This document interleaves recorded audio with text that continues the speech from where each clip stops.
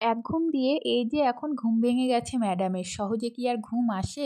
২ ঘন্টা ধরে চেষ্টা করছি ঘুম পাড়ানোর, কিন্তু তার চোখে তো ঘুম নেই।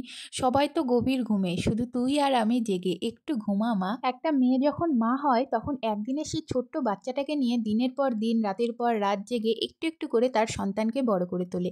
কত আশা, কত স্বপ্ন, কত ভালোবাসা নিয়ে। অথচ পাড়ার ও পরিবারের কিছু বিশেষ বুদ্ধি সম্পন্নাযুক্ত কাকিমা জেঠিমারা বলবে, "ওই তুই ওটা করিস না, এটা করিস না কেন?